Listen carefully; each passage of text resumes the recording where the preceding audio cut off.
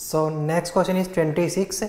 Value of V R is, हमें एक circuit given है, उसमें वोल्टेज दिए हुए हैं V R, V C and V L. तो हमें वी आर की वैल्यू बतानी है क्या होगी। मैं सर्किट ड्रॉ करता हूँ। 26,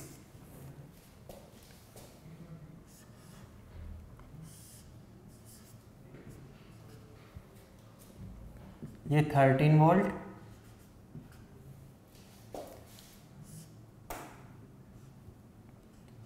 इंडक्टेंस दिया है यहाँ पे, एक कैपेसिटर एंड एक रेजिस्टेंस है। ये 7 वोल्ट दिया है, इसके अक्रॉस वोल्टेज इंडक्टेंस के, कैपेसिटर के अक्रॉस 2 वोल्ट है एंड रेजिस्टेंस के अक्रॉस वी आर गिवन है। सो हमें वी आर की वैल्यू बतानी है क्या होगी। Find we are. सो हमें गिवन है overall voltage V, that is 13 volt, VL that is 7 volt and VC 2 volt. तो हमें पता है जो फॉर्मूला होता है वो ये होता है कि ओवरऑल वोल्टेज का square equal to V square equal to V R square plus VL difference VC का स्क्वायर। डिफरेंस लेते हैं यहाँ पे हम कि जो भी वैल्यू बड़ी होगी उसमें से घटाएंगे, उसमें से माइनस करेंगे। So V square equal to V R square plus V L बड़ा है हमारे पास 7 volt. So 7 minus two whole square and v की वैल्यू हमें गिवन है 13। सो ये हो जाएगा 13 का square that is equal to V R square plus 13 minus 2 5, 7 minus 2 5, 5 square. So V R square equal to 13 square 169 minus 5 square 25। So V R square equal to 144। So V R equal to 12 volt. V R की value आएगी 12 volt. So the correct option is fourth.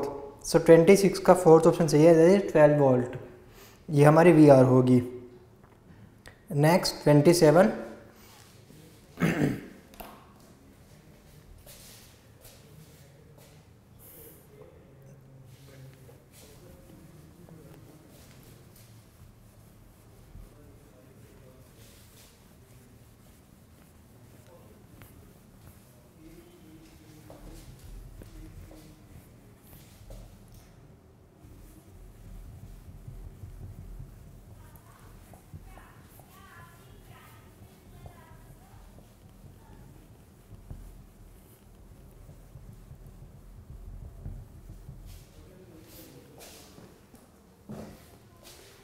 Next is 27।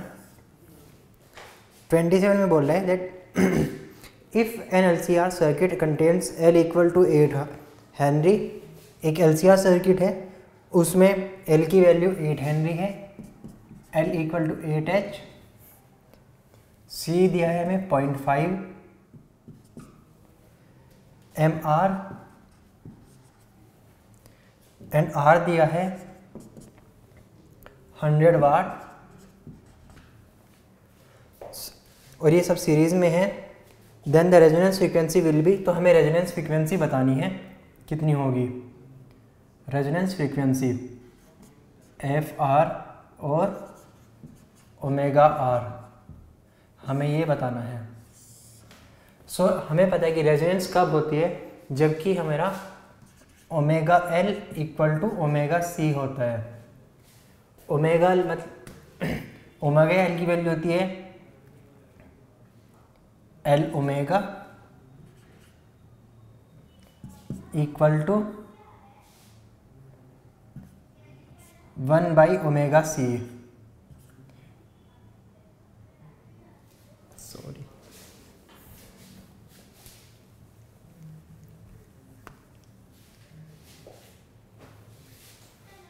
हमारी omega R की value होती है 1/√LC, that is our resonance frequency.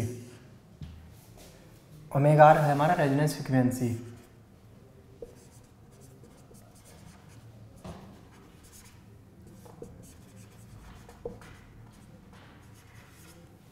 ये है हमारा resonance frequency.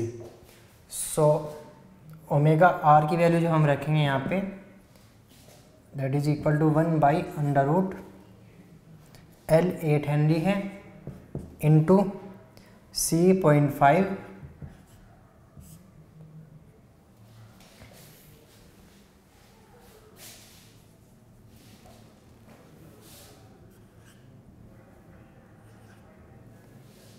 0.5 into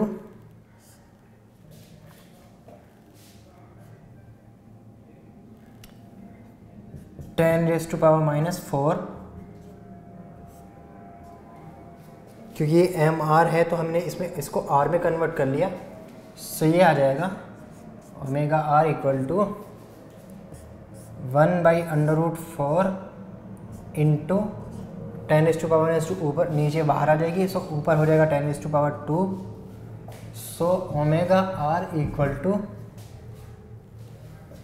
1/2 into 100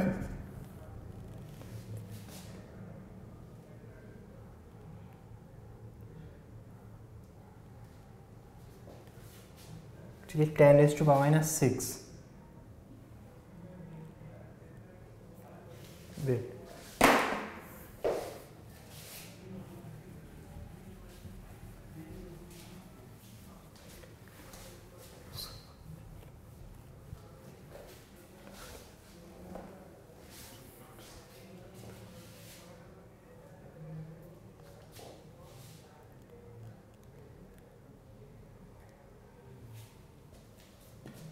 so omega r equal to 1/8 into 0.5 into 10⁻⁻⁶, that is equal to omega r equal to 1/√4 into 10⁻⁻⁶, so it is equal to 1/2 into 10⁻3, so omega r equal to 1000 divided by 2, so it is equal to 500 radian per second omega are. ये होगी हमारी resonance frequency answer. सो जो हमारी resonant frequency आएगी वो होगी 500 radian per second omega R. So the correct option is 4th। सो 27 का 4 ऑप्शन सही है। Next is 28।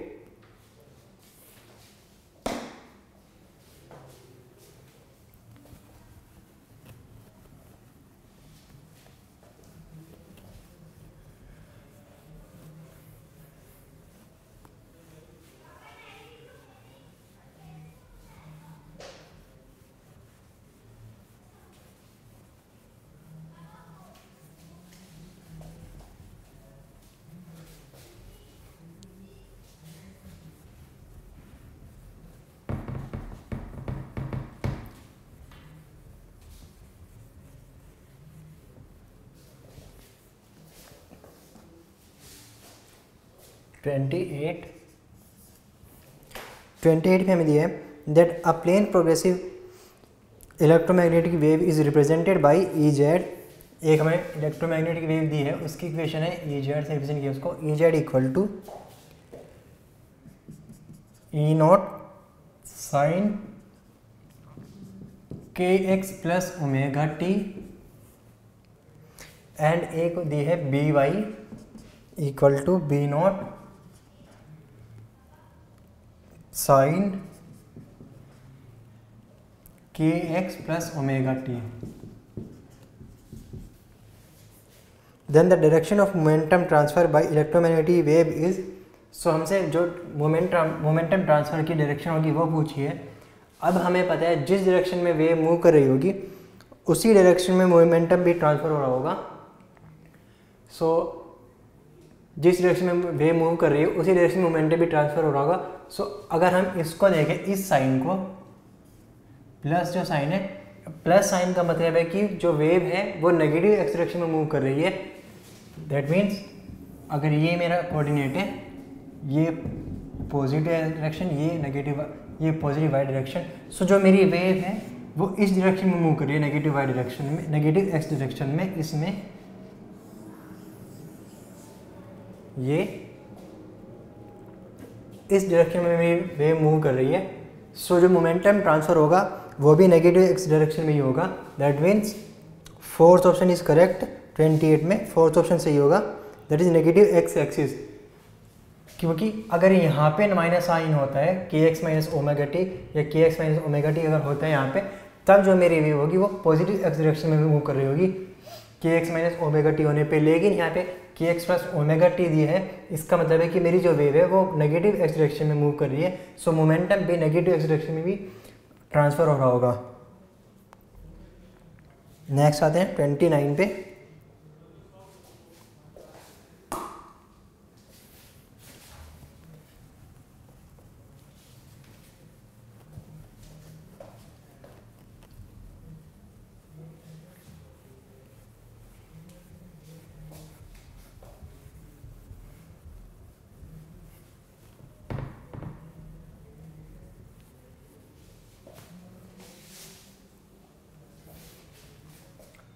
ट्वेंटी नाइन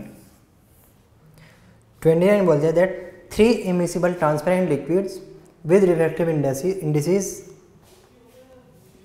मतलब हमें 3 इमिसिबल मतलब जो आपस में मिक्स नहीं हो रहे हैं ट्रांसपेरेंट लिक्विड दिए हैं, उनके लिक्विड्स हैं, उनके रिफ्रैक्टिव इंडेक्स दिए हैं। मान लेते हैं μ1 है, μ2 एंड μ3, ये उनके रिफ्रैक्टिव इंडिसेस हैं। इनकी वैल्यू गिवन है हमें। μ1 हमें दिया है 3/2, μ2 4/3 एंड μ3 6/5। उन तीनों लिक्विड्स की जो कि इमिसिबल लिक्विड है उनके रिफ्रैक्टिव इंडेक्स की वैल्यू हमें दे रखी है, ये है। एंड उसने बोला है कि इन तीनों लिक्विड को हमने ऐसे एक के ऊपर एक अरेंज किया। मतलब ये कि अगर ये एक जार में रखे हैं, सो सबसे पहले एक नीचे लिक्विड, उसके ऊपर दूसरा लिक्विड एंड उसके ऊपर तीसरा liquid. And the depth of liquids are 3 centimetre, 4 centimetre, 6 centimetre. And जो इनकी डेप्थ है लिक्विड्स की वो 3 सेंटीमीटर, 4 सेंटीमीटर, 6 सेंटीमीटर। ये डेप्थ मतलब ये हाइट। तो ये अगर मेरा लिक्विड 1 है, ये लिक्विड 2 है एंड ये अगर लिक्विड 3 है, तो ये H1 इसकी डेप्थ, ये H2 इसकी डेप्थ एंड ये H3 इसकी डेप्थ। इनकी वैल्यूज गिवन है हमें। H1 दिया है हमें 3 सेंटीमीटर, H2 दिया है 4 सेंटीमीटर एंड H3 दिया है 6 सेंटीमीटर। H1, H2, H3 की वैल्यू हमें गिवन है। Then the apparent depth of the vessel is, so हमें अपेरेंट डेप्थ की वैल्यू बतानी है। जो अपेरेंट डेप्थ होगी मतलब अगर मैं यहाँ से देखता हूँ, यहाँ से अगर मैं देखूँगा तो ये जो पूरी हाइट है इसे हमने h मान लिया। ये अब कितनी अपीयर होगी हमें अपेरेंट डेप्थ। सो इसको हम लिख दें h अपेरेंट, ये हमें बताना है। तो इसका फॉर्मूला होता है दैट h अपेरेंट डेप्थ का फॉर्मूला होता है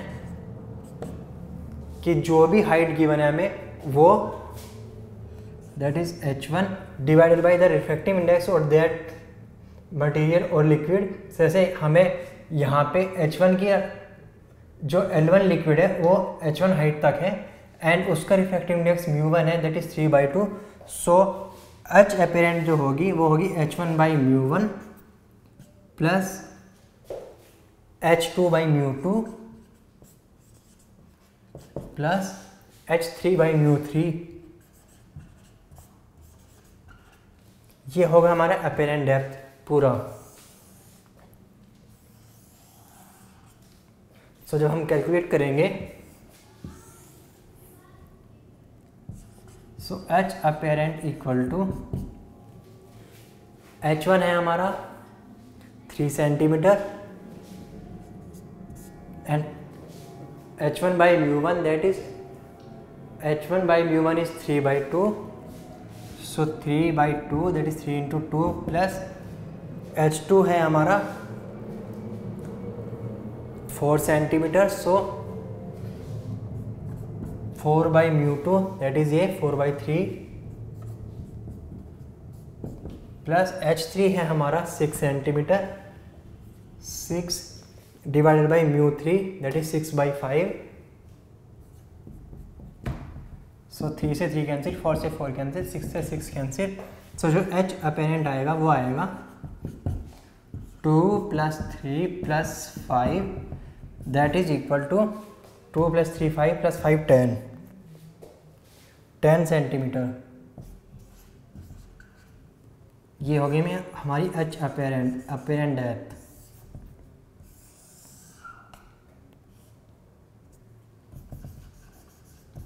ये होगा हमारा आंसर। तो ये हमारे अपेरेंट डेप्थ का फॉर्मूला होता है that is H1 by mu1 plus H2 by mu2 plus H3 by mu3। ये होता है हमारा अपेरेंट डेप्थ का फॉर्मूला। एंड बस यहाँ पे सिंपल वैल्यूज रखने पे H1 mu1 H2 mu2 and H3 mu3 की कैलकुलेट करने पे हमारी अपेरेंट डेप्थ 10 सेंटीमीटर आ जाती है। So the correct option of 29 is first 10 centimetre. Next 30।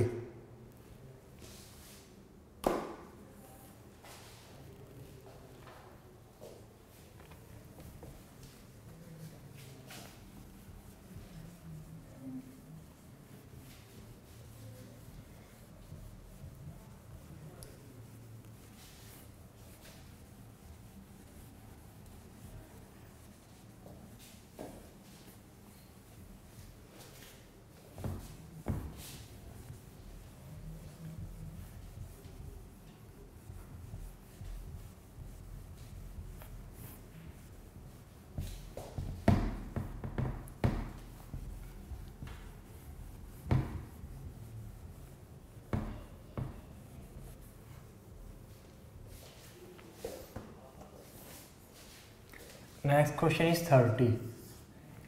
So 30 question में बोला है that two lenses of power 15 centi plus 15 and -5 dioptres are placed in contact.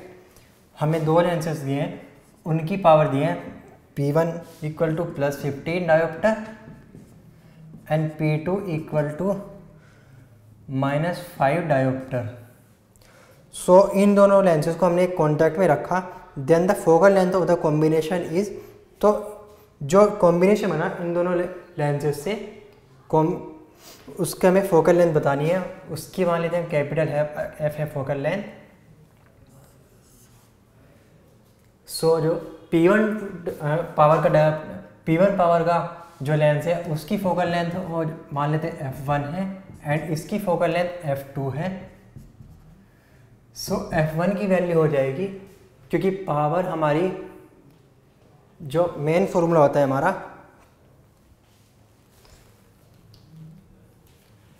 Power equal to 1/f होता है।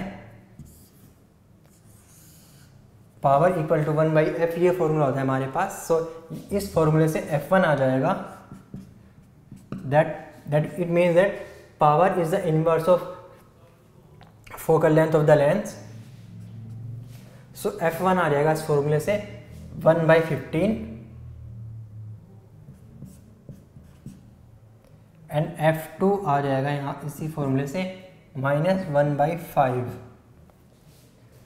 सो जो combination की फोकल लेंथ होगी उसका formula होता है, जो पूरा कॉम्बिनेशन होगा उसका फॉर्मूला होता है that 1/f equal to 1/f1 plus 1/f2। ये पूरे कॉम्बिनेशन का जो फोकल लेंथ बनेगी ये उसका फॉर्मूला है।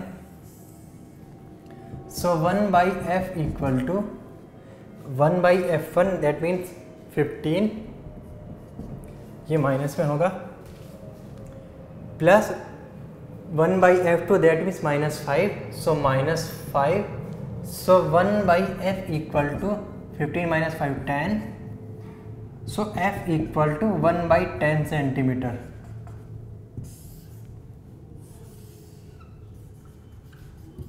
ये होगा हमारा इसका answer, f equal to 1/10 centimetre.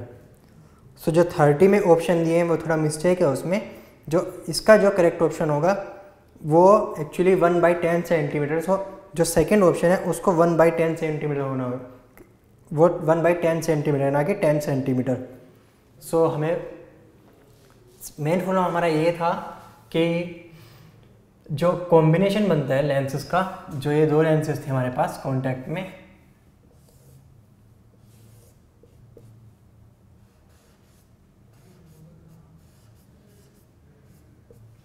ये इनकी इसका फोकल लेंथ f1 थी और इसकी फोकल लेंथ f2 थी। जो इन दोनों से कॉम्बिनेशन बना लेंसेज, इन दोनों का कॉम्बिनेशन लेंसेज का, उसकी फोकल लेंथ अगर कैपिटल F मानते हैं तो वो उनके बीच में रिलेशन होता है that capital F1 and F2 के बीच में रिलेशन ये होता है that is 1/f equal to 1/f1 plus 1/f2। And हमारे पास पावर का फॉर्मूला ये होता है that power equal to 1/f। So इस फॉर्मूले को यूज़ करके हमने F1 निकाला, F2 निकाला। सो वहाँ से F1 F2 की वैल्यू उसमें रखी, वहाँ से कैलकुलेट कर लिया हमने F, that is focal length of the whole combination, that is equal to 1/10 centimetre.